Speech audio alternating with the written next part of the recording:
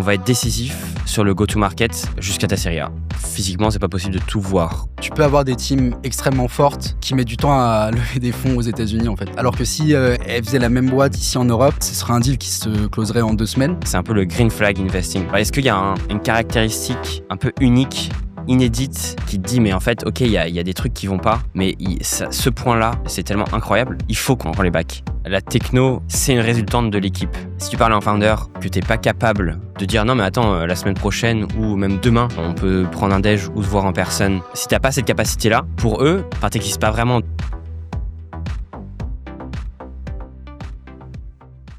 Merci d'être avec nous sur le podcast d'OVNI. Bon, on se connaît bien. Peut-être que, pour commencer, très preneur que tu commences par qui tu es, ton rôle chez Pace, comment t'en es arrivé là. Et après, on pourra aller plus en profondeur sur ce que tu fais chez Pace et ton taf au quotidien. Avec plaisir. Merci de m'inviter ici. Je suis content de discuter avec toi.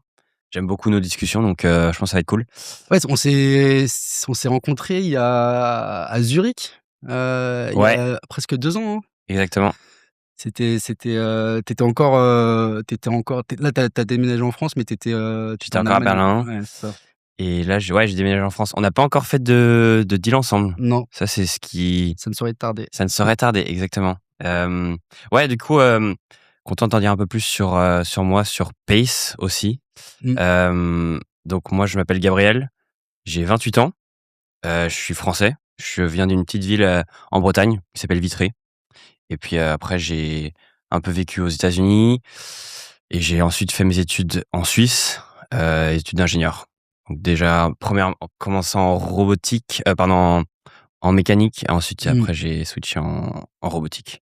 Okay. Et après ça, pour te faire la petite histoire, que je trouve qu'elle est pertinente par rapport à notre discussion, j'ai fait ma thèse de master. Donc, en gros, c'était mon master à l'EPFL, donc en Suisse. Il y avait une partie qui était à faire donc dans un labo à l'étranger. Et moi, je l'ai faite dans un labo à Boston. Et c'était là-bas que j'ai un peu découvert un peu l'univers du VC, en gros. Parce que on avait un prof, donc j'étais dans un labo de micro-robotique, et on avait un prof là-bas qui avait tendance à être un peu tourné vers comment spin out certaines des recherches du labo. Et donc, il poussait beaucoup les doctorants et les postdocs qui étaient là-bas à fonder des boîtes. Et donc, il y avait plein de VC autour de Boston qui faisaient pas mal de deep tech depuis hyper longtemps, parce que là-bas, c'est quand même un truc qui est beaucoup plus... c'est très santé plutôt, Boston, non? Il y a de la... Enfin, c'est un truc un peu de biotech, un peu de manière générale, mais il y a aussi beaucoup de fonds qui sont en fait de manière un peu globale depuis le début des années 90-2000, qui fait beaucoup de deep tech au sens large. C'est quoi, t'as des pillars des pillars. Il y avait beaucoup de fonds, genre des... il y avait pas mal de fonds qui étaient un peu plus généralistes, mais qui avaient toujours cette focus sur la santé quand même. Mais donc, ils venaient dans le labo et ils posaient des questions. Et en fait, je trouvais que leur perspective, elle était hyper pertinente et hyper intéressante, parce que nous, on avait un peu nos œillères sur un peu un tunnel sur ce qu'on faisait au day-to-day. Et donc, en fait, avoir cette sorte de différence de perspective et différence d'échelle, je trouvais ça hyper intéressant. Bref. T'en avais jamais entendu parler avant de ce métier d'investisseur, ou en Suisse En Suisse, très peu. Il y avait un cours à l'EPFL qui s'appelait Venture Capital, mais c'était très particulier. C'était en gros, tu bouffais des waterfall charts et des cap tables, et donc c'était très financier. Ce qui est, tu seras d'accord, pas une grosse partie. C'est une partie, mais c'est pas une grosse partie. Mais bref, du coup, c'est un peu comme ça que j'ai découvert le VC. Et puis après, je suis rentré en France. J'étais un peu dans quelques VC. J'ai fait des stages. Et ensuite, j'ai découvert Pace. J'ai rencontré Marius, donc le GP. Et donc ça, c'était en 2023. Donc au tout début aussi de la genèse de Pace. Et voilà, c'est depuis ce moment-là, j'investis et je suis investisseur avec lui. Comment juste en tant qu'ingénieur, je trouve qu'il y a beaucoup de personnes qui rentrent en VC et qui ont du coup une casquette vraiment ingé, qui sont assez rapidement frustrés parce que tu peux pas forcément rentrer à chaque fois extrêmement en profondeur dans chacun des sujets que tu creuses.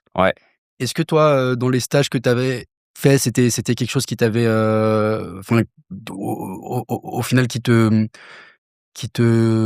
donnait envie de continuer dans le métier? Enfin, preneur de comprendre comment tu as géré, peut-être cette frustration que beaucoup d'ingés ont, quand ils font du VC. Ouais, alors peut-être je sais pas si c'était une frustration pour moi, c'était plutôt une compréhension un peu de l'écosystème et de comment c'était structuré. OK. J'ai mis pas un peu de temps à comprendre qu'en fait, il y avait certains fonds qui étaient plutôt, passionnés par ça, qui creusaient ces sujets-là, qui Mmh. dédiaient une partie de leurs investissements, même leur thèse autour de la deep tech, du hardware et tout ça. OK, D'autres, beaucoup moins. Donc ça, OK. c'était plutôt un peu cette quête-là, de comprendre quel était le bon fit Ouais, par rapport à moi, ce que je pouvais faire, ce que je pouvais apporter et quel fonds, fitait ça. OK. Et du coup, c'est pour ça que, hem, Pace, je m'éclate et c'est trop cool ce qu'on fait. Ouais. Parce qu'il y a cette thèse, donc c'est du pre-seed, donc c'est pre-seed seed en gros. Mmh, mmh, mmh. C'est global, donc on investit en Europe et aux US principalement. Et, et on a cette appétence pour, justement le deep tech, le Ouais. hardware, les choses compliquées. Et donc moi, c'est ça qui me passionnait et c'est ça qui me passionne, depuis que j'ai rencontré Marius Et c'est, Multipi. c'est une grosse, enfin, en vrai, c'est quand même une prise de risque pour toi de rejoindre un fonds au tout début, avant même qu'il y ait un track et cetera. Ouais. Est-ce que c'était intentionnel? Est-ce que tu voulais vraiment rejoindre un projet, au tout début? Est-ce que tu as même réfléchi au fait que c'était un risque ou même pas à l'époque? C'est une bonne question. Je pense que c'est intentionnel parce que, pas dans le sens où il y avait forcément un risque, parce que je pars du principe que en début de carrière, il faut juste avoir un maximum d'expérience Mmh. et puis il y a pas de mauvaise décision et de toute façon, ce sera un décheminement de l'arbre des possibilités. Mais en fait, moi, j'étais vraiment passionné par ce qu'on pouvait faire et la vision que Marius et qu'on avait et que je pouvais aussi contribuer à construire. Et OK. ça, je trouvais que c'était, peut-être effectivement un risque, mais en fait, long terme, le VC, c'est quand même quelque chose où tu peux avoir aussi, toi, dans l'empreinte d'un fonds, Ouais, quelque chose d'assez significatif. Tu seras sûrement d'accord avec ça. ouais, Donc je pense qu'il y a ça qui est important. Et c'est ça qui m'a drivé. Il y avait d'autres fonds, hein, peut-être un peu plus généralistes, un peu plus connus, dans lesquels j'aurais pu aller, ouais. mais je sentais que j'allais être beaucoup plus cadré vers Une thèse qui existait dé enfin, tu une auras thèse moins qui existait d'impact sur la déjà. thèse du fond, ouais. Et puis bon, après, je pense que c'est important, mais d'avoir ces hard skills-là, mais j'aurais été analyste Mmh, et mmh mh. tu vois, il y a pas toute la enfin, ça reste une partie hyper restreinte de l'évolution d'un investisseur et de ce que tu devras savoir faire. Mmh, OK, OK. Donc voilà. OK. Donc en gros, donc Pace, fonds précédent seed qui investit US, Europe, dans plein de pans de la deep tech. Ouais, Est-ce que enfin, c'est quoi la partie de ton job, que les gens comprennent le moins de l'extérieur? ouais, Et je pense qu'il y a même des VC qui peut-être appréhendent moins, ce que ça veut dire d'être investisseur dans un emerging fund. Enfin, tu as plein de pans du business que eux vont pas faire forcément et que toi tu fais. ouais. Est-ce que tu as réfléchi à ça? Bien sûr, ouais. Je pense que peut-être d'un point de vue plus extérieur, et après je reviendrai peut-être au sein de l'industrie VC. Je pense d'un point de vue extérieur, ce que j'ai tendance à faire comprendre à d'autres gens qui sont pas de l'industrie, c'est, le temps que je passe à convaincre ou à travailler une relation de confiance avec un investisseur, avec un founder, pardon. Mmh, mmh. Et ça, je pense que c'est hyper sous-estimé parce que quelqu'un d'externe, il va se dire: «Mais OK, en fait, tu donnes de l'argent à quelqu'un, donc comment, enfin, lui, il va Ouais. pas jamais tu vas chercher à le convaincre, il va juste prendre ton argent». En fait, tu sais très bien ça aussi, mais ce travail de convaincre, en fait, et d'instaurer une relation de confiance et de partenariat enfin, c'est un partenariat de 5 voire 10 ans. Et ça, c'est un énorme travail et je pense que tu peux en parler aussi, mais Mmh. c'est un truc qui prend énormément de notre temps et énormément de notre énergie et énormément de notre façon de penser et notre, façon aussi d'approcher des investissements. Ouais, je pense que c'est un peu contre-intuitif pour pas mal de personnes, ouais. Ouais. Et comme enfin, tu le sais aussi, c'est dans un emerging fund encore plus Ouais, parce que t'as pas le brand, t'as pas l'aura autour de toi. ouais, Donc c'est ouais. un peu un travail toujours, c'est un peu en montée. Enfin, c'est toujours un peu, Enfin, ça viendra de toi et ce sera toi qui devras construire ça et ce sera un peu self-driven. Ouais. Donc, c'est ça qui est pas aussi intuitif. Je pense que quand tu es dans un fonds un peu plus généraliste, un peu plus réputé, il y a moins ce travail de te prouver, de prouver que tu es crédible, de prouver que tu peux apporter de la valeur et Mmh. de prouver que t'es pas, tu pas De plus en plus, je pense. Bah, ouais, enfin, t'as tellement de compétition maintenant sur les deals, que j'imagine que le travail que tu as à faire aujourd'hui, même quand tu es un fonds établi, il est ouais, encore plus, intense qu'il y a 3-4 ans. je pense. Toi, comment tu t'y prends? C'est, très rapidement, tu arrives à discuter avec le fondeur, sur des canaux un peu privés, tu l'appelles, tu le conseilles sur, la façon dont il pitch, tu lui fais des intros, enfin, comment tu arrives à avoir la relation de confiance? Sur un founder avec qui il est en train de lever ou avec qui Bah, j'aimerais construire une ouais, relation pour ouais, éventuellement plutôt en investir? amont, Ouais. ouais. Alors ça, c'est un peu un luxe, je dirais, de rencontrer quelqu'un assez tôt Ouais, dans dans son évolution et qui soit pas forcément, dans les 2 mois prochains, en train de lever. ouais. Donc cette relation-là, c'est assez privilégié, je dirais. Donc d'une manière générale, peut-être ce qui est plus représentatif de comment ça se passe, c'est quand ils sont en train de lever, Mmh. comment on se différencie. Ça, Ouais, c'est je pense que c'est peut-être un peu plus représentatif. Moi, la chose qui, je pense, en tout cas marche pour moi, je pense que c'est, assez particulier, mais c'est de construire une relation de confiance autour d'une compréhension, un peu plus technologique. OK. Je pense que c'est là où moi j'arrive à un peu créer une sorte de ouais, cette relation un peu, entre le founder et moi. Ouais, OK. C'est en creusant un tout petit peu sur un tout petit peu plus parce que je dis pas que je suis, savant et que enfin, je pense que j'y connais rien, mais c'est de montrer que j'ai une sorte de cette curiosité un peu profonde que j'ai, hem, envers ce qu'il fait, envers ce qu'il construit, envers ce sur quoi il va dédier, une énorme partie de sa vie. Donc je OK. pense que c'est un peu le main, enfin le point un peu, principal sur lequel j'essaie d'accentuer et ensuite ça découle. Nous, il y a juste un point, sur comment on se différencie par rapport à d'autres fonds, c'est, on a des value add, très concrètes auprès d'un founder et ceux de nos portfolios. Principalement, ça tourne autour d'un truc, c'est qu'on est on quand on investit, on commit à faire au moins 2 intros qui convertissent sur des contrats commerciaux, OK. significatifs. Donc en gros, on se dit: «On va être décisif avec toi sur le go to market, jusqu'à ta série A» et donc en fait, ça, c'est et on essaie d'être tangible là-dessus en faisant des intros, pas après l'investissement, mais dès qu'on commence à rencontrer le founder. OK. Donc on va direct chercher à parler à des potentiels clients, pour à la fois valider, nous, nos assumptions, ce qu'on pense sur ce qu'il fait, mais aussi pour directement les mettre en contact pour que lui puisse aussi, tester, valider et créer cette relation. Donc Mmh. ça, c'est assez différencié Ouais. et je pense que c'est assez unique dans l'écosystème et dans ce qu'on a vu. Et ça, est-ce que c'est du coup, votre réseau qui a, défini la thèse? Vous vous êtes dit: «OK, on a ce réseau-là, je sais pas, en santé, en industriel Ouais. et autres et donc du coup, on va plutôt investir dans, ces secteurs-là». Ou ça a été le contraire? Vous vous êtes dit: «OK, il y a quelque chose à faire en santé et en industrie et donc on va, se créer ce réseau pour pouvoir gagner des deals sur cette thèse-là»? Je pense que c'est les 2, mais ça vient effectivement donc Marius, le GP, lui, il a monté, créé des fonds de CVC, donc des fonds corporate. Il était chez Coca-Cola avant et Mmh. donc aux États-Unis, il a levé le fonds, Coca-Cola OK. et ensuite il était dans une boîte de pétrochimie, specialty chemicals qui s'appelle, Henkel en Allemagne. Il a aussi créé ce fonds-là. Donc il avait un sorte de ce tissu de, un peu de heavy industries, comme on appelle ça. Il avait ces connaissances-là, il avait ces partenariats-là. Et du côté de santé, c'était aussi à la fois un overlap de lui, ce qu'il voulait faire, ce qu'il voyait comme étant important, et aussi nos LP et l'overlap des deux, en gros. Donc OK. je pense que ça se crée un peu en symbiose. Ouais, OK. Et vous investissez aux US du coup en tant que fonds européen. Je pense qu'il y a beaucoup de gens qui ont dû vous dire: «Mais comment vous faites pour, pas avoir d'anti-sélection?» La compétition, il commence à y avoir une grosse compétition en Europe, mais aux US, c'est encore un autre stade, je pense. Ouais. comment toi tu vois le truc? Est-ce que tu trouves que c'est, si compliqué que ça d'investir dans les meilleures boîtes aux US?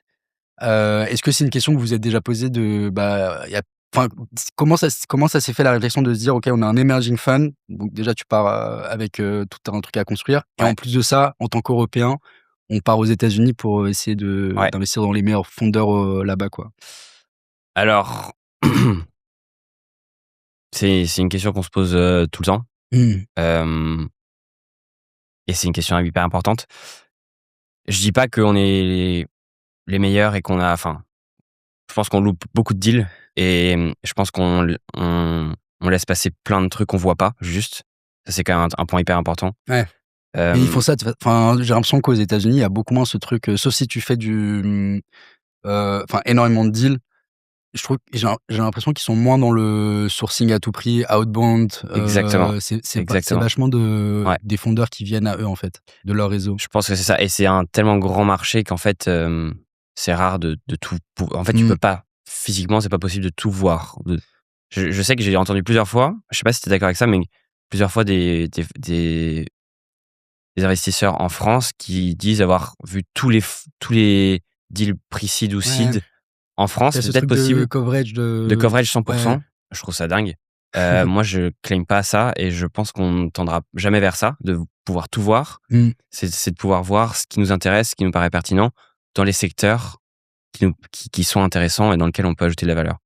Donc ça, c'est le premier point. Deuxième point, je pense qu'il y a un peu un trade-off à faire quand même. C'est que, en termes de valuation, en termes de donc valorisation de la boîte, Ouais. en termes de pourcentage de ownership des deals qu'on fait, je pense que si tu regardes entre ce qu'on a dans notre portfolio, on a tendance à avoir ce trade-off-là de peut-être payer des valos un peu plus élevés aux États-Unis Mmh, mmh mh. et du coup une concession peut-être un peu sur le ownership aux États-Unis. OK. On est un petit peu prêt à avoir un ownership qui est légèrement inférieur à ce qu'on aurait en Europe et enfin, par conséquent, payer une valo qui est un peu plus élevée, Mmh mh. qu'en Europe. Donc ça, c'est un peu le trade-off qu'on est prêt à faire. Ça, tu le vois vraiment? Enfin, Ça, on le voit dans notre portfolio, c'est assez clair, ouais. OK. On a Ça se joue pas à beaucoup, mais on a quelques points de pourcentage en moins en ownership entre, l'Europe et OK. l'US. C'est peut-être un truc un peu plus macro que les valos sont un peu plus élevés, en pre-seed, en seed aux États-Unis. Mais je pense que ça vient aussi de nous, du fait qu'on est un peu enfin, notre accès qui est Mmh peut-être mh. un poil plus limité et donc on est prêt à payer en fait, c'est un trade-off, on est prêt à le Ouais, faire. C'est un peu notre parti pris. OK, Ensuite, ouais, je pense que c'est un peu ce qu'on est prêt à concéder pour pouvoir, investir et déployer là-bas. OK. Et d'ailleurs, je pense que là, si tu parles à des LPs, on a eu pas mal de conversations récemment, des LPs qui sont européens. Eux, ils se disent: «Il faut avoir une exposition ou une exposure, aux États-Unis parce que ne serait-ce que pour l'environnement des exits Ouais, et pour l'accès au capital, au-delà de série A, en fait, il faut de toute façon avoir ce positionnement-là».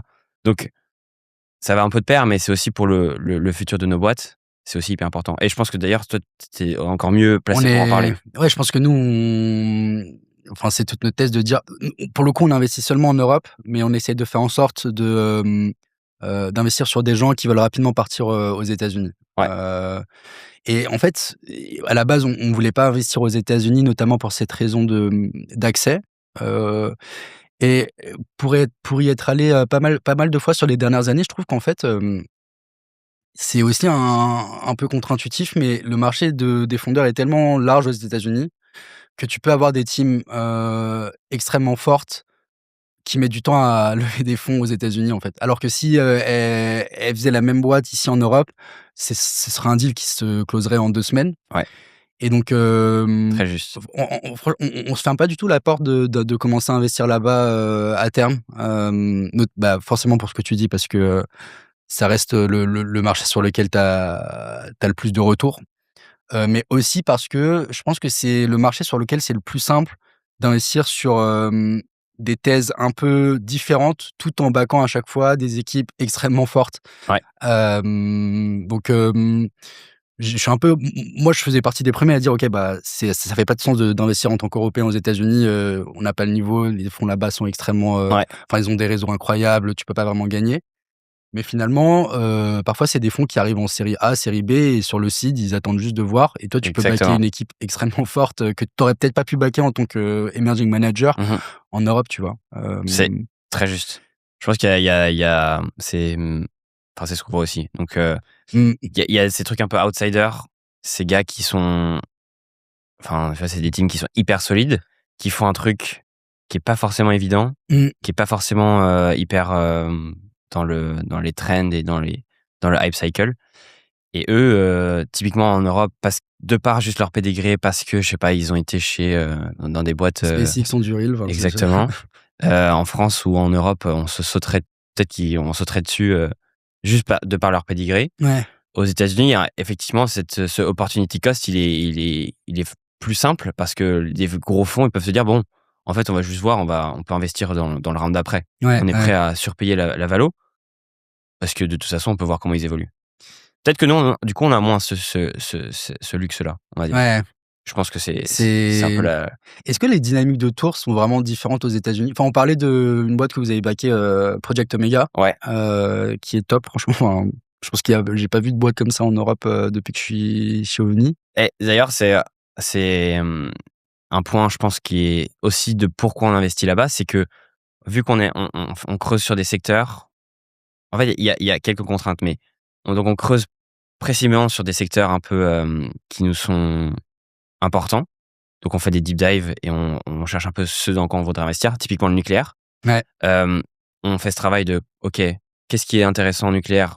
Pas qu'en Europe, mais aussi aux États-Unis et donc on avait par exemple identifié cette boîte. Je pourrais revenir sur ce qu'ils font en plus de détails, mais il y a aussi la contrainte de nous, on a un fonds on a 50 millions, donc c'est quand même assez limité mmh, mmh dans mh. la capacité d'investissement et la capacité de réinvestir sur des rounds d'après.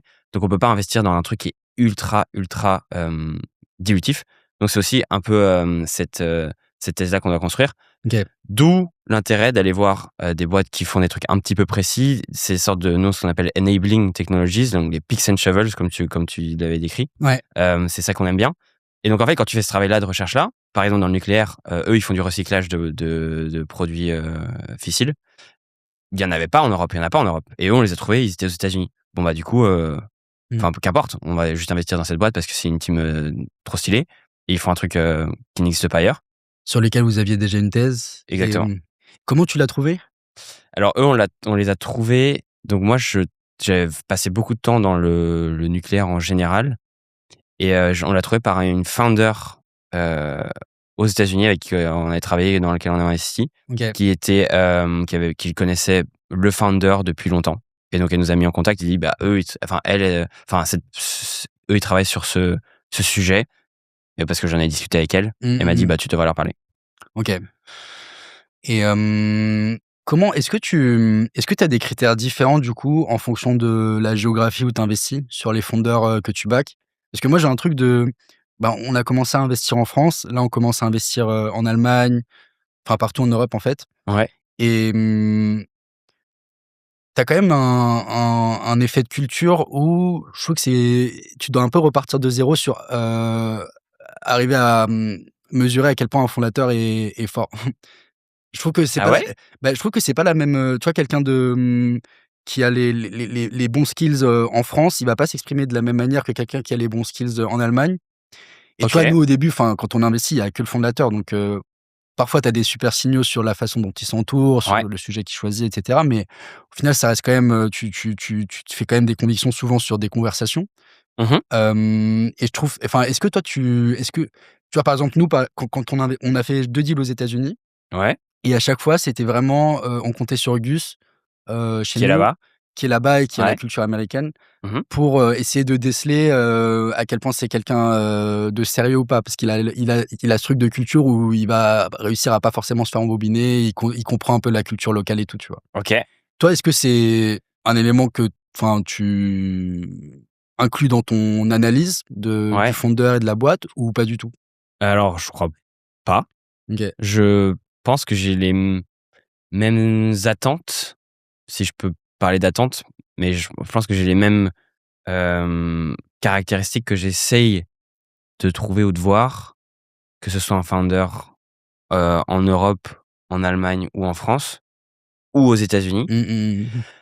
Alors, je pense que j'ai un biais du coup parce que ce qui est un bon founder, il sera plus présent, ce sera plus simple d'accès aux États-Unis comme tu le dis, il y aura peut-être plus un peu de méfiance parce qu'ils ont une capacité quand même à bien parler, à bien construire un historique, une storyline. Donc peut-être qu'il y a un peu plus de points de vigilance, mais j'ai l'impression que c'est assez agnostique de la géographie ou de la culture. Ouais, Les traits que je recherche en tout cas, ou les traits qui me paraissent être intéressants. OK. Et tu recherches quoi du coup? Je recherche quoi? C'est une bonne question. Est-ce que sur tous les fondateurs que tu as soutenus, il y a une ou 2 caractéristiques qui ressort à chaque fois et qui te font dire au bout de enfin, parfois, il y a certaines personnes qui arrivent à savoir qu'ils vont investir au bout du premier meeting. Est-ce que tu es ce genre Ouais, d'invest? je pense que ouais. OK. C'est facile à dire en rétrospective, mais j'ai tendance. En fait, il y a toujours ce truc, je sais pas, je pense que je sais pas si tu es d'accord, mais à la fin d'un call, à la fin d'un premier meeting, il y a cette sorte de sentiment d'excitation, de passion. Tu te dis, mais Mmh, ouais, mmh ça mh. va être super bien. Alors, tu peux un peu déchanter et trouver que ça marche pas trop ou que enfin, à l'IC, c'est un peu différent. Mais moi, je pense que je suis souvent guidé par cette intuition OK, que j'ai, ce que je ressens après cette rencontre. Donc, je OK. pense que ça, j'écoute pas mal, cet instinct. Ça se travaille, mais j'écoute un peu. Hem, mais du coup, enfin, ce que je recherche, je pense qu'il y a un peu les trucs de base. C'est, un peu une précision, une rigueur, dans l'exposition de l'histoire, du pourquoi et du comment. Il y a un aspect qui est hyper important, surtout en deep tech, qui est OK, tu as bossé sur une techno qui est super importante, peut-être hyper, innovante, mais en fait, est-ce qu'il y a vraiment un use case? Est-ce qu'il y a un pain point que tu as identifié, qui est clair et précis pour une industrie, Mmh. pour un client type, pour un client final, en fait? Est-ce que ça, en fait, est-ce que tu es capable de l'articuler auprès d'un client pour que lui soit prêt, peut-être pas maintenant, mais dans 2 ans, à à, mmh, à, mmh, à te donner de l'argent pour que cette solution soit implémentée? Ça, c'est quand même un trait qui est peut-être plus simple à trouver aux États-Unis, moins simple à trouver en Europe. C'est que tu es à la fois ce socle scientifique ou ingénierique qui soit hyper solide, mais en plus que tu aies ces connaissances un peu, cette savinesse un peu, commerciale et cette capacité à identifier et appliquer un pain point qui pourrait être résolu et qui pourrait être intéressant et qui ferait que des clients sont prêts à te donner de l'argent et encore mieux s'ils sont prêts à te donner beaucoup d'argent et de manière assez urgente. Donc ça, OK. c'est quand même un point qui est quand même hyper important. Donc ne pas prendre de risque de marché en deep tech. Si tu sais que tu vas pas pouvoir, Bah, ou il très y a il y limité en aura un risque de communauté. marché parce que ça peut changer et il y a des un peu à l'échelle macro, mais qu'on puisse dire, peut-être pas sur 5 calls clients, OK, que les 5 te disent: «C'est hyper bien», mais qu'il y en ait un ou 2 ou qu'il y ait des petites intuitions de: «Ça, si ça marche, ce sera pertinent pour nous». OK. Et en fait, c'est pas seulement ça, c'est pas quand nous on en parle, c'est est-ce que le founder est capable d'articuler et de créer une histoire et quelque chose autour de ce qu'il fait, Mmh. qui convainc à la fois des investisseurs, mais surtout des clients et des customers potentiels. Ouais, Ça, c'est hyper important. OK. Donc c'est cette double aspect qui est un peu cette dualité qui est importante. Ouais. Et un autre point, dernier point, je pense que c'est un peu un truc à l'américaine, mais qu'on aime bien faire, c'est un peu le green flag investing. Genre, est-ce qu'il y a vraiment une caractéristique un peu unique, inédite Mmh mh. sur un founder, sur une team, qui te dit: «Mais en fait, OK, il y a des trucs qui vont pas, mais ce point-là, c'est tellement exceptionnel, c'est tellement incroyable, il faut qu'on Ouais. qu'on qu'on les back». Ouais, donc plutôt trouver une raison d'investir, au lieu de pas sur, toutes les raisons de pas investir, tu vas en trouver dans tous les cas, Ouais, mais trouver une raison exceptionnelle, qui gomme, les exactement. défauts. Et donc ça, c'est assez dur à faire Ouais. Mais en fait, une fois que tu te mets dans ce mindset-là de un peu green flag investing, bien sûr, faut pas oublier qu'il y a potentiellement des red flags et il faut pas les mettre de côté, mais se dire: «OK, est-ce qu'il y a vraiment un trait de caractère ou un aspect de cette team Ouais. qui est vraiment unique, incroyable?» Parfois, c'est peut-être un peu indescriptible, mais il faut quand même pouvoir l'articuler, qui dit: «OK, cette team, on n'en verra pas d'autres dans les 20 prochaines années ou dans les 10 prochaines années». OK, Et mais donc donc c'est souvent sur la team quand même? Parce que souvent sur la team. la grosse raison d'investir, ça peut très bien être aussi, la techno. Tu vois? Genre, Ouais, OK, bah, il se passe quelque chose sur ce marché, eux, c'est les plus avancés d'un point de vue techno ouais, et bah, cette raison-là fait qu'on va regarder un petit peu moins le reste. Ça peut être la grosse rai pour moi, la meilleure grosse raison d'investir, c'est plus, quelqu'un qui a du talent dans la création d'entreprise, donc qui sait ouais, recruter, qui sait enfin attirer énormément de talents, exceptionnels au sein de la boîte, ouais, qui sait lever des fonds, qui sait convaincre des clients, enfin qui sait convaincre et qui montre des signaux faibles même au tout début qu'on peut quand même, déceler, même en parlant avec lui, ouais. ou elle. Ça, c'est une grosse raison d'investir. Je pense que tu as d'autres raisons qui sont peut-être, quelqu'un qui a réussi à avoir, ce que les Américains appellent un unique insight Ouais, et ça, je pense que c'est encore une autre. ça, c'est encore une autre, ouais. Forcément, enfin, si tu le deal parfait, c'est quelqu'un qui réunit toutes ces raisons-là. Il y a pas de Hem, deal parfait. ouais, mais donc toi, là, en général, ce sur quoi vous êtes le plus sensible, c'est le company building skill. C'est cette raison-là qui Ouais, est c'est la team de founder et à quel point ouais. il peut en fait, même tu pourrais même juste je pense que d'ailleurs, plus je passe de temps, même en deep tech et même dans des trucs un peu intenses, heu, pour moi, même la techno et l enfin l'unicité de la technologie, c'est une résultante de l'équipe. Mmh mh. OK. Donc en fait, tu pourrais moi je pousserais même jusqu'à dire que c'est normal, tout est une résultante de l'équipe et de la Ouais, founding team. Et ouais. donc en fait, si la techno est mieux, c'est parce que la founding team a travaillé dessus ou alors ils ont acquis, je sais pas, peut-être ils ont vu un gars et ils ont trouvé que sa techno était intéressante pour cette application-là, mais ça revient toujours à la team. Donc c'est pour ça qu'on passe beaucoup de temps à OK. comprendre un peu le driver C'est de l'équipe. c'est quoi votre process? Notre Que process tu peux déclarer, ouais, ouais, bien dis sûr. pas de Notre secret. process, il est assez simple. Hem, il y a 3 étapes.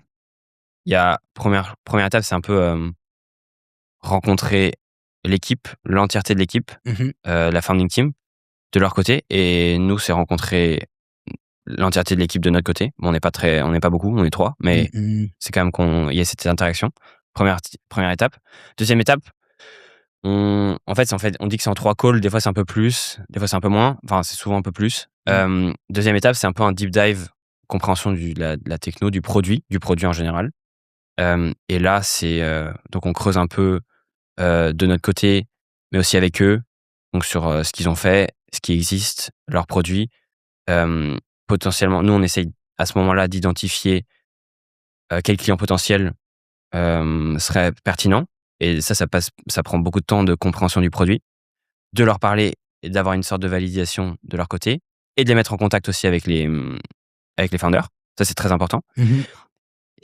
Donc ça, c'est la deuxième partie et la troisième partie, troisième et partie finale qui va un peu, hem, être liée à la partie précédente, c'est, ce qu'on a nous, on a une sorte un peu une discussion un peu brainstorming sur le go to market et donc en fait, là, c'est vraiment une discussion assez ouverte avec les founders et nous sur, donc l'aspect go to market, comment eux, ils y réfléchissent, comment ils voient un peu ce process-là. Parce que même c'est très important, je pense, à avoir, au moins une idée et un path, même au pre-seed, même très, très, très tôt.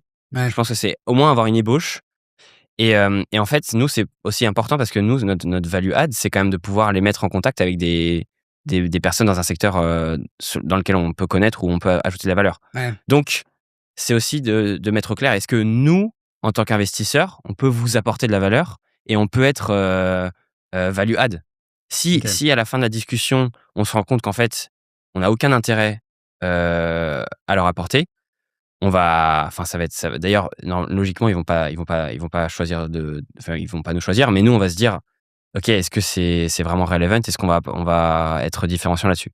Donc Donc c'est vous une avez partie. déjà passé sur des super équipes, super projets, à cause de ça? Ouais, OK. c'est rare parce que en fait, si on est vraiment passionné, il y a Tu vas trouver un je moyen, vais ouais. essayer de trouver un Ouais, moyen d'ajouter de la valeur et je pense que ça se construit aussi. ouais. Donc ça va être plutôt en amont, ça arrive un petit peu moins, mais c'est plutôt en amont, on va se dire: «Ah putain, là vraiment sur ce secteur-là, on connaît pas grand chose, Ouais, on connaît pas grand monde». OK. Hem, mais en fait, s'il y a une équipe qui est vraiment exceptionnelle, on va on va trouver, enfin on va essayer de trouver ou en tout cas chercher. Donc Ouais, c'est un peu cette conclusion-là. OK. Typiquement, tu vois, projet Omega, ils font du recyclage de produits, fissibles, donc de produits nucléaires, donc déchets nucléaires. Mmh. Hem, Moi, j'avais passé un peu de temps dans ce secteur-là, donc je connaissais des gens ou quelques personnes chez Orano, qui est Ouais. un peu la boîte française, donc c'est détenu par l'État, mais qui fait du recyclage nucléaire à l'échelle industrielle, c'est la seule dans le monde. Et donc moi, j'avais légèrement interagi avec eux. Je pouvais potentiellement les mettre en contact, potentiellement, avoir quelques perspectives de la part d'Orano pour ensuite faire le bridge et c'est ça qui nous a permis d'avoir le deal parce que sinon on n'avait aucune, crédibilité là-dessus. Mmh mh. OK, Donc voilà. OK. Peut-être un autre exemple qui est un peu concret. Nous, on a notre Anchor LP, ils font des medical devices Ouais. et ils font plein tu vois, des pacemakers, des trucs comme ça. Donc ils ont toute une chaîne de production qui est en Allemagne et en Suisse et typiquement, on a investi dans une boîte d'ailleurs qui cartonne aujourd'hui, qui s'appelle Fotara, ils font des machines pour produire des panneaux solaires. Donc un peu niche, un peu technique, mais en gros, ils permettent de réduire énormément l'utilisation du métal qui est l'argent, genre Mmh mh. le money, mais le métal, Ouais.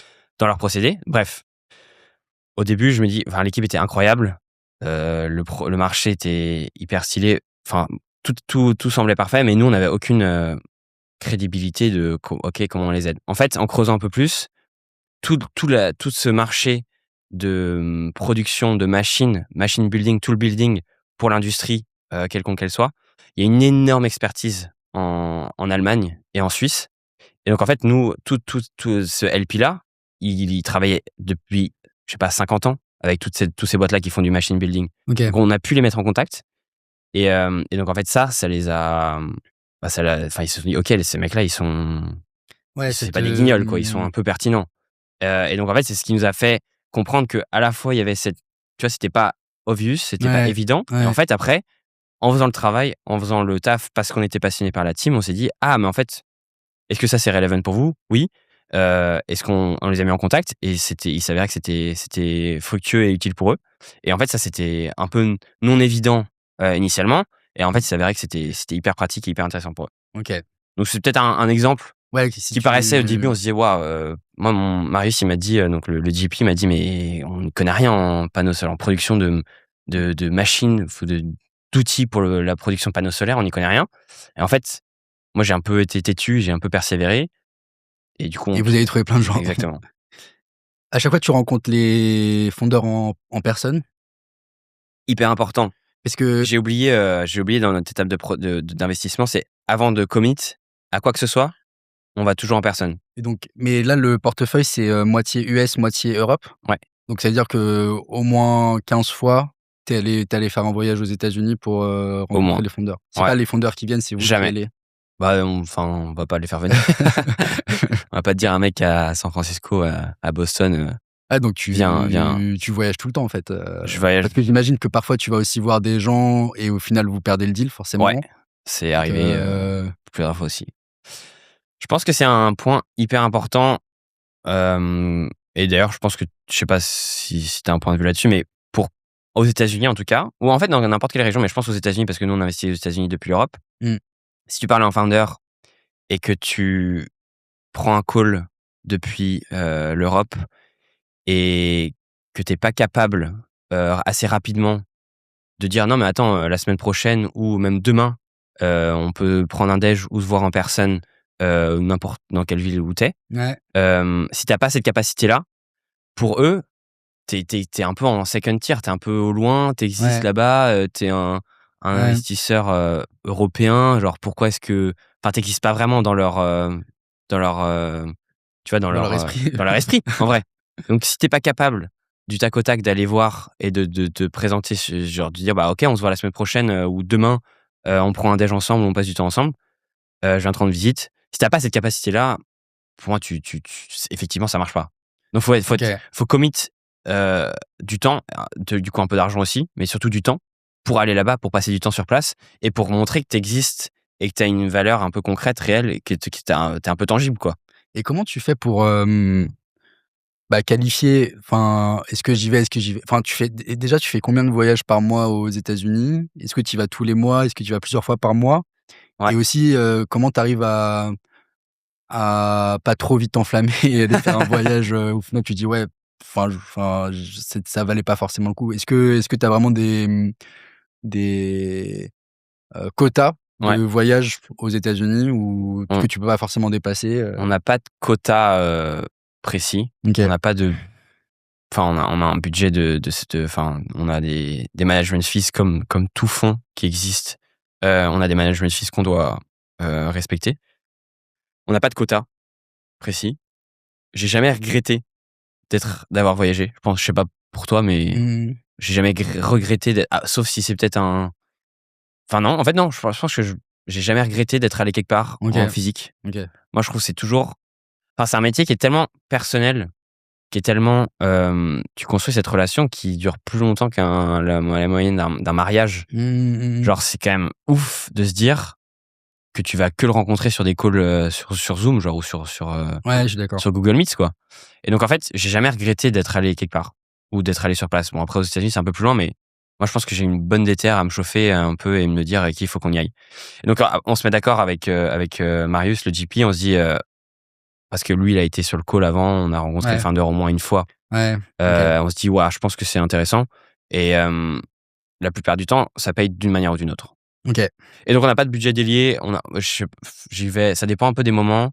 Là, j'y étais la semaine dernière, par exemple, mais ça faisait, je sais pas, un mois ou 2 que j'y étais pas allé. OK. Donc ça dépend un peu.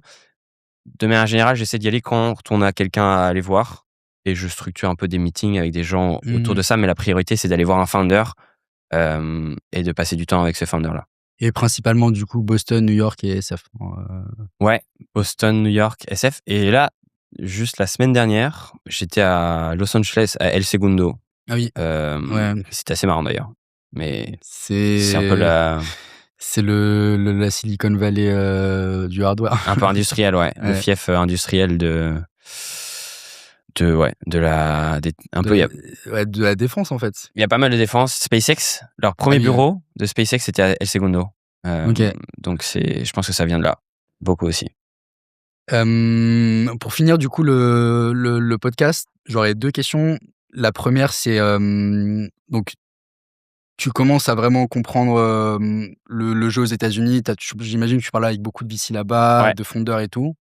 Est-ce que tu as, 1 ou 2 conseils, pour des fondeurs européens qui veulent lever, avec des fonds américains? On le voit de plus en Ouais. plus. En fait, on voit de plus en plus de fondeurs européens qui partent d'Europe, et même des gens qui construisent dans des industries critiques et tout pour pouvoir lever du capital américain parce que, Ouais. c'est des boîtes qui vont devoir lever 50, 100, 150 millions d'euros et le capital, il reste quand même US. Mmh. Donc est-ce que tu aurais, ouais, 1 ou 2 conseils à donner à ces fondeurs-là sur, comment aborder les conversations avec les VC US? Ouais. Mmh. Je pense que ça dépend du stage, ça dépend de la maturité de la boîte. Je pense qu'en pre-seed, disons pre-seed seed, hem, si tu pas aux États-Unis, ça marchera pas ou alors c'est très Mmh. peu probable. OK. Je sais pas, enfin, en Ce tout sera cas, c'est ce plutôt que des équipes, européennes, des fonds américains qui vont investir, mais par contre les vrais fonds US exactement. qui ouais. Oui, voilà, exactement. Tu as peut-être des fonds genre GC, ils ont une équipe, maintenant, Ouais, en General Catalyst, ils ont une équipe, en Europe et donc ouais, eux, ils font des deals, mais du coup, c'est c'est la des partie Européens. européenne, c'est des Européens. Ouais. Donc si t'es pas aux États-Unis, en pre-seed seed, c'est très rare. Mmh mh. J'ai pas d'exemple en tête, où c'est des fonds, des boîtes qui sont basées en Europe en pre-seed. Ça arrive quelques fois, mais rarement. Ouais. Donc pour moi, il faut être là-bas. Il faut aller OK. là-bas. Ça, c'est peut-être le premier conseil, c'est de passer de déménager là-bas, en fait. Ouais. Je dis pas que c'est une bonne ou mauvaise solution, ça dépend de plein de secteurs, plein d'industries. Deuxième Je pense que deuxième conseil, pardon, qui est important et ça s'applique peut-être plus, un peu plus tard, typiquement genre en série A. Ouais. Mais il y a beaucoup de founders qui se retrouvent à la série A et qui se retrouvent peut-être limités dans leurs options parce que c'est un gros round, parce que c'est une industrie un peu particulière. Et de ce que j'ai compris, de ce que je commence à comprendre en passant du temps là-bas, en parlant des founders là-bas, et des investisseurs là-bas, c'est si tu n'as pas des clients ou pas forcément des contrats déjà signés ou énormes, mais des clients qui sont capables de parler en ta faveur ou en bien de ta boîte et de toi, ça marche pas, Des premièrement. clients US? Mais c'est surtout le point le plus important, c'est des clients qui ont une valeur pour des fonds américains. Ah oui, qui connaissent, Typiquement, on a un exemple d'une boîte j'ai un exemple d'une boîte qui a qui a plein de clients et d'ailleurs ils ont des contrats, ils ont des MOUs, ils ont plein de trucs, mais c'est des boîtes européennes, genre de chimie, de pétrochimie, ou des boîtes asiatiques de chimie, de pétrochimie. En fait, si tu parles à des investisseurs, pardon, aux US, pour eux, ces boîtes-là, elles ont aucune valeur parce qu'elles vont arrêter d'exister dans 10-15 ans. Donc, Mmh. tu vas vers un mur parce que ces contrats-là, ils ont aucune valeur parce que long terme, ces boîtes-là vont cesser d'exister. Donc, en OK. gros, eux, c'est pas seulement d'avoir des contrats, enfin, tu vois, des liens commerciaux hyper forts, mais c'est des liens commerciaux avec des boîtes ou des clients qui ont une valeur pour les Ouais. Américains et pour les fonds américains. Et donc, typiquement, récemment, c'est genre les Magnificent Seven, parce que eux, ils ont une capacité et de signer des gros contrats et ils sont capables de prendre des risques et ils sont capables d'investir du temps. Si c'est pas ça, c'est très compliqué. OK. Et vraiment ça, genre, c'était surprenant parce qu'on se disait: «Mais attends, cette boîte», bon, c'est une boîte européenne, mais on se disait: «Mais ils ont plein de contrats», genre c'est des trucs, assez significatifs. C'est des grosses boîtes européennes, asiatiques et ça marche pas du tout aux Ouais, US. En fait, c'est les gars, ils disent: «Bah, écoute, dans l'Europe, on n'est pas du tout bullish sur l'Europe. Des boîtes européennes ou asiatiques, nous, on n'a aucune référence. On sait ça ils vaut rien arrivent pas à ça vaut rien pour nous. ouais, Si c'est pas si c'est pas des blue chips aux US, ouais. ou si c'est pas des boîtes tech aux US, donc ça n'aura pas ou très peu de valeur pour eux. Donc ça, c'est un learning, un Mmh. insight qui est quand même assez pertinent, je pense, en série AB. Sauf si c'est dans une industrie particulière, typiquement en défense, où tu as des contraintes, de signer des contrats commerciaux, Ouais. de partenariat en Europe. Peut-être Mais je Défense Énergie, c'est les seuls, Ouais. ouais. Mais en tout cas, du coup, vraiment, c'est d'avoir des contrats commerciaux ou des clients, des relations commerciales avec des boîtes qui ont une valeur aux yeux d'un fonds américain. OK. Ça, c'est vraiment moi, j'ai découvert ça assez tardivement, là, récemment et en fait, c'est ce qui peut être différenciant pour lever, une série A avec des fonds américains ou pas. OK. OK.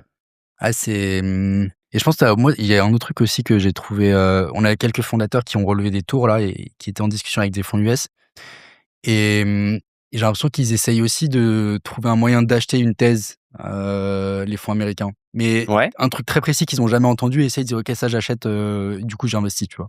Mais ils vont super loin en fait, donc du coup on a une boîte qui, discutait avec un très, très bon fonds là-bas. ouais, Et le fonds a conseillé à la boîte de, tokeniser leurs actifs pour le rendre accessible, aux consommateurs. ouais, Donc un truc vraiment un peu, enfin tu dis: «Mais c'est pas un rationnel», peu tu vois? lunaire, ouais. Et en fait, j'ai l'impression qu'ils cherchent cette irrationalité pour, parce que forcément, c'est des gens qui ont ils savent que c'est capable de soutenir des entreprises qui vont valoir, plusieurs trilliards, Ouais, finalement. ouais. Et donc du coup, ils se mettent aucune limite, de jusqu'où peut aller la boîte. Et j'ai l'impression que les fondateurs européens qui arrivent à lever avec des fonds américains, c'est des gens qui sont un peu comme ça, tu vois? Ouais, clairement. Et donc ça, tu parles plutôt en genre en pre-seed seed, non? Bah, non, plutôt en série A, Ah ouais? même en série A, en série B, enfin, en série B peut-être pas, là, c'est plutôt une boîte de série A. D'accord. Hem, c'était le retour que, enfin, en gros, c'est: «OK, bah, là, ça marche ce que tu fais, c'est cool, mais c'est quoi la prochaine étape?» tu vois? OK. Et ça a vu sur 2 boîtes de notre portefeuille qui levaient entre 15 et 20. Ouais. Donc 2 boîtes qui marchaient super bien, mais la question c'est: «OK, c'est quoi? Qu'est-ce qui arrive après?» Et très rapidement, tu dois toujours les embarquer dans une vision, et c'est un exercice que tu as l'habitude de faire plutôt en précis en Europe. Ouais. Et du coup, bah, sur la série A, c'est continuer à le faire, mais sur une vision genre 10 fois plus ambitieuse que ce que Ouais. tu as fait sur le précis, parce que c'est des fonds énormes. Ouais. Hem, OK, bah, intéressant aussi. J'aurais dit que c'était plutôt dans des outliers en pre-seed seed, mais en fait, je vois que si ça se trouve, c'est des fonds bah, après, enfin non, c'est des fonds, enfin, qu'on connaît et c'est vraiment des investisseurs américains dans ces fonds qu'on connaît, ouais, très clair. La deuxième question, c'était plus, du coup, sur ce que tu vois aux États-Unis et comment ça se reflète en Europe. Est-ce que, et moi je suis toujours un peu à la recherche de ce qu'on appelle l'alpha, donc réussir à aller sur des secteurs qui sont pas encore, ouais, ou des technologies qui sont pas encore, reconnues et sur lesquelles il y a pas trop de consensus et l'anticiper sur une tendance à 3-4 ans. Et je pense que investir aux États-Unis, ça te permet souvent de le transférer en Europe, tu vois? Il se passe ouais, par exemple, Project Omega, c'est un bon exemple. Si ça exactement. se trouve, dans 2 ans, il va y avoir une boîte Project Omega, J'espère d'ailleurs, ce serait en trop Europe cool. et qui aura un énorme momentum et tout. Ouais, Est-ce que tu as 1 ou 2 secteurs, au-delà de Project Omega du coup, ouais. où tu dis: «OK, bah, ça peut être intéressant d'investir maintenant dans ce secteur, personne n'est encore, à fond dessus et ça va sûrement arriver dans 2-3 ans en deep tech»? En Europe, Ouais, ouais, ouais, pas enfin, tu peux dire aussi aux États-Unis, forcément ouais. ce que tu vois, c'est aux États-Unis aussi. Non, franchement, de façon globale. OK, ça c'est alors on a récemment investi dans une boîte, mais qui est basée en Europe, OK. en Suisse. Hem Et je pense que ça va arriver. C'est une boîte en robotique et donc je pense qu'il y aura eux, ce qu'ils font et ça, c'est une thèse dans laquelle on croit vraiment, c'est genre, il y aura une standardisation des composants en robotique qui va faciliter de manière assez significative le prototypage en robotique. Mmh. Donc toute forme facteur, mais surtout dans la robotique mobile, les humanoïdes, tu vois, les rovers, les quadrupèdes, tout ça. Je pense qu'il y aura beaucoup de boîtes qui vont se lancer vers cette standardisation du hardware pour, tu vois, que n'importe quelle équipe qui soit pas forcément hyper deep dans du hardware, dans de l'électronique, dans du system integration, des mecs d'IA typiquement, qui viennent de l'industrie de la machine learning IA, qui puissent hyper facilement jouer avec des form factors qui sont, assez variés, mais basés sur des blocs de Lego un Mmh. peu standardisés, au sein d'une industrie. Ça, je pense que ça va devenir assez conséquent. Donc c'est une Ça, nouvelle c'est un peu contrarian dans le sens que ça prend la thèse un peu opposée de la standardisation on va tout tendre vers des humanoïdes. Moi, mmh mh. j'y crois pas. Mmh mh. Je crois vraiment qu'on va développer une capacité de prototypage qui est ultra flexible, ultra rapide, hem, pour ensuite avoir des form factors qui sont très précis à une application en Ouais. robotique.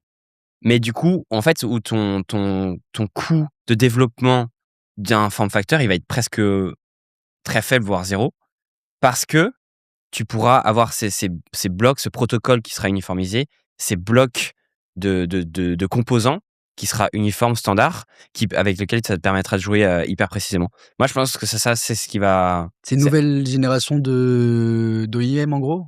Enfin, eux, ils ouais, font exactement. OK. Des neo OEMs, en gros, Mmh mh. neo in system integrators, OK. qui vont pas forcément venir de la Chine, mais qui vont venir d'une proposition de valeur, juste d'un produit qui est bien mieux parce qu'il sera beaucoup plus simple de prototyper, d'itérer, d'innover autour du hardware et de développer un sorte de custom form factor qui sera hyper simple à faire. Ça, moi, je suis Mmh. bullish là-dessus. Et c'est C'est vrai pas qu'on voit de plus en plus de personnes, qui ont jamais vraiment touché à des robots, aller sur de la robotique, bah, ouais, des gens qui sont spécialisés en AI. Donc ce serait une catégorie d'OEM pour d'abord ces gens et après, exactement. heu, tu expands ton Le gros sujet là-dessus, heu, qui va être dur à valider, c'est OK, tu peux être super intéressant pour une startup parce que tu les aides énormément sur le prototypage. C'est pas là où tu vas te faire énormément d'argent, c'est ouais. plutôt dans la phase d'accompagnement vers du scale-up. C'est pas quand tu vends, 50 robots par an, mais c'est quand tu en vends, en fait, plus que 1000 parce qu'aujourd'hui, là, on en vend, sur les grosses boîtes, elles en vendent 1000 par an. Ouais, C'est quand tu en vends 10 000 par an. Donc comment tu accompagnes OK. du prototypage à ça? Je sais pas, Ah mais c'est encore. intéressant parce que tu as une nouvelle génération d'acteurs qui sont un peu, bumpés à l'argent ici, enfin, qui seraient les premiers clients et après tu peux Ouais, scaler avec eux si ça devient des boîtes énormes. Genre exactement. si tu pars du principe que je sais pas, je sais pas si c'est le bon persona, mais un Physical Intelligence, ça devient une boîte à, genre 50 trilliards. Ouais, Bah, c'est peut-être, le pick and shovel qui va grossir avec cette typologie exactement, de boîte, exactement. OK. D'où ça revient à notre thèse de un peu enabling technologies, picks and Ouais, shovels ouais, dans la robotique. Typiquement, on fera pas le énième humanoïde ou le énième modèle un peu plus performant en humanoïde, mais en fait, les sortes de blocs fondationnels ouais. pour tous ces gars-là. Voilà. Peut-être je laisserai ça. Toi, ce serait quoi? Bah, déjà, j'aurais bien aimé être invité sur ce deal là, Plus tard, tu pourras venir après, y a pas de problème. Moi, je pense que les bon, enfin, c'est peut-être un peu moins le cas aujourd'hui parce qu'il commence à y avoir une grosse hype dessus. Mais je trouve que la photonique, c'est encore pas, Mmh. apprécié à sa juste valeur, notamment par les fonds généralistes. Enfin, tu commences à avoir des gros rounds, mais ça reste, je trouve des fonds très, deep tech. Ouais, Pour moi, tu commences à avoir un consensus quand tu as, vraiment des fonds généralistes qui vont sur un sujet. Bah, tu vois, par exemple, en défense aujourd'hui, tu as des fonds généralistes qui qui vont. qui qui vont sur les gros tours Ouais, et j'ai l'impression que c'est pas encore le cas, sur, de la photonique et de l'optique. OK. Tu eu Olix là qui a levé, 200 000 000 mais je pense que c'est le premier gros tour où tu as vraiment du généraliste. Ouais et encore, c'était pas vraiment généraliste, si? Bah, C'était Hummingbird et ouais, tu as raison. Tu as Plural, Plural, ouais, OK. Oui, OK. mais Mais je suis d'accord avec toi. Ouais. et donc ouais, je bon, ça commence à être un peu moins le cas, faut que je trouve un nouveau secteur. Mais, Mais attends, je tu trouve que as une boîte, du portfolio à ouais, Encoding, ouais. ah Et oui, pour le voilà. coup, Encoding, tu vois, on l'avait fait en 2020, enfin fin Shout out. 2023 Shout out à et Encoding. je pense que Encoding, quand on l'a fait, ouais, c'était pas du tout, C'est pas évident, hein? et c'est marrant parce que je trouve qu'aux États-Unis, tu pouvais commencer à avoir cette trend parce que tu Ouais. avais les Celestial, les Light Matter et tout qui avaient Mmh. déjà, et en Europe, c'était pas encore, le cas et donc Encoding, c'était un peu une des premières, générations de boîtes en Europe qui était intéressante et là, j'essaie de trouver du coup, quel est le prochain secteur, Mais prochaine techno, tu vois? attends, juste là-dessus, peut-être dernière question, mais est-ce que toi et vous, OVNI, vous aviez identifié Encoding et ce secteur-là avant tout le monde en Europe, en tout cas, Mmh. parce que vous aviez une exposition avec les US et que vous aviez vu ces boîtes-là et que vous avez passé du temps aussi dans l'écosystème ou pas? Honnêtement, pas du tout. OK. Franchement, pas du tout. Non, non, J'essayais de trouver un vraiment, c'est arrivé sur, Lithosquare ouais, c'est clairement. arrivé, Donc en on avait vu Cobalt, dans et ça avait l'industrie du mining ouais, du et mining et ouais. ça, c'est arrivé qu'on a commencé vraiment à passer du temps aux États-Unis et là, ça arrive de plus en plus du coup. OK. Mais par contre, Encoding, c'est le début du fond, donc ce serait de mentir de dire qu'on avait déjà fait 3 voyages Ah aux mais US. OK. Non, non, Encoding, c'était, bah, déjà la façon, tu vois, la façon qu'a Francesco de vulgariser sa techno qui est extrêmement complexe, je trouvais très rapidement, il nous a mis dans le truc, on a compris, les enjeux Mmh. et après, bah, tu creuses le marché et là, tu vois ce qui se passe aux États-Unis, tu te dis: «Attends, mais ça se passe pas encore en Europe, on n'a pas encore cette boîte qui pourrait break out en Europe» et ensuite, Encoding, c'était vraiment, une techno qui était en avance par rapport à ce que tu fais, ce que tu peux voir en Europe et même aux États-Unis. Ouais. Donc ça, c'était la grosse raison d'investir au-delà de Francesco et cetera. Mais non, c'était pas du tout, genre TD driven et maintenant, qu'on a fait l'investissement dans Encoding, on voit plus de Ouais. sujets de photonique et donc là, on commence à avoir une thèse autour de ça, tu vois? Mais bravo à vous. Bienvenue, Bah, bien écoute, vu. c'est le début, hein, Ouais, gros shout out à Francesco. ouais. Mais plus on passe du temps aux US, plus on arrive à se faire des thèses, en Europe, honnêtement. Ils sont Mmh. quand même, tu vois, on en parlait, t'as des boîtes genre, The Lumber Manufactory, ils font des Siri tech enabled. Tu vois pas Ouais, ce genre de sujet en Europe, ça se trouve, ça va venir, tu vois? Ou alors ouais, Shinkei, ouais.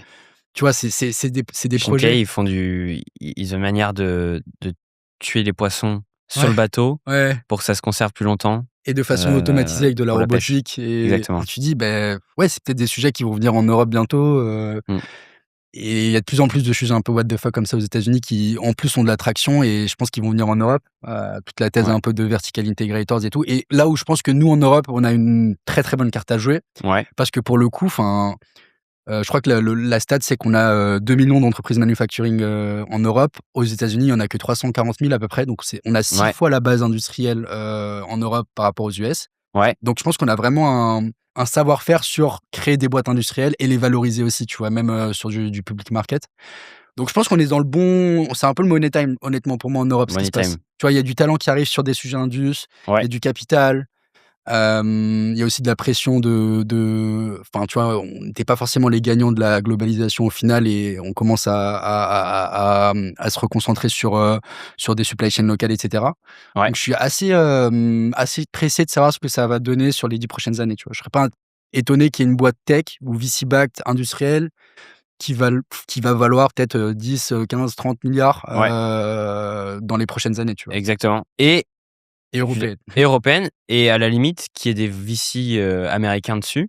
Bah, Bah, ouais, très encore bah, ça tu peut-être seras obligé, je pense. mais c'est pas grave. Ouais, ouais. Tant qu'ils construisent en Europe, qu'ils emploient en Europe et qu'ils innovent en Europe et qu'ils agrègent toute une chaîne de valeur, en Europe, que ce soit des Américains, bon, bah, du coup, on loupe un peu là-dessus, mais En fait, je pense que tu as pas le choix enfin, tu as quand même toujours le gap de série B, série C, série D sur des sujets indus. malheureusement. C'est des gens qui vont faire beaucoup d'argent, mais du coup, il y aura aussi les, investisseurs de seed qui vont faire de l'argent. Je pense que ce sera des boîtes qui seront bien valorisées sur le marché public et Ouais. après, du coup, ce sera de l'argent qui va permettre aux investisseurs européens de pouvoir suivre les boîtes, européennes sur des séries C, séries D. Je pense que tu es obligé d'avoir, sur du court terme, de l'argent américain sur ces Mmh. boîtes-là pour que dans, 20 ans, bah, on soit un écosystème qui s'autosuffise. Ouais Nous, c'est notre thèse, honnêtement. et je suis d'accord. Bah, ouais, 100 et il y a aussi le truc, moi, j'y reviens quand même souvent, mais je sais pas si c'est un truc auquel tu penses, mais genre le concept d'une startup et le framework, il est quand même très américain et on a tendance à appliquer one to one Ouais. ce concept-là, c'est toutes les notions autour de ça, autour des founders, comment ils partagent une histoire, c'est quand même très américain et on essaye de projeter ce modèle-là, en Europe et en fait, peut-être que c'est pas le bon mindset et peut-être que c'est pas la bonne manière. Donc je sais pas quel sera le form factor ou l'aspect, là-dessus. Mais peut-être qu'il y a un peu un truc qui est un peu plus propre, européen, Ouais. fondamentalement, dans comment on crée une boîte, comment on génère de la valeur et comment on innove autour de ça et peut-être que ce sera Je pense que différent, mais ouais. le truc qu'il faut pas changer, c'est l'ambition. Pas forcément dans tous les cas, Exactement. à la fin, c'est, à quel point les boîtes peuvent devenir gigantesques, c'est qui fait que tu as un écosystème qui perdure. Mais par contre, je suis d'accord sur le chemin pour y arriver. Ouais, On a eu des succès, sur du B2B SaaS sur les 10 dernières années, mais je pense qu'on a beaucoup joué à un jeu auquel on n'était pas les plus forts, c'est ça. et là, maintenant, sur ces sujets-là, je pense qu'on a pris du retard, du coup, puisque, on a voulu faire du, fabless et etc. Mais en Ouais, tout cas, on a quand même un savoir-faire de base qui est là. bah, clairement. Et donc là, je pense que tu vois, tout le monde est concentré sur des sujets sur lesquels on est fort et sur des sujets importants. Donc, hâte de voir ce que ça va donner. Moi, je On suis a bullish, bullish de on ouf. a bien dépassé, mais franchement, c'était passionnant. Merci à toi, Donc, écoute, trop on stylé. va garder comme ça. Merci d'être venu. Merci d'avoir partagé, Merci à toi. enfin, tout ce que tu as pu voir sur le bridge US-Europe, sur la thèse que vous avez chez Pace. Et on vous souhaite, bah, les meilleurs investissements possibles, Merci, à d'être toi dans des aussi, top à aventures. vous aussi Merci, et hâte d'en merci. faire un Et ensemble. un deal ensemble aussi, on se souhaite Exactement. ça. Allez, Merci Gab, ciao. merci. Salut.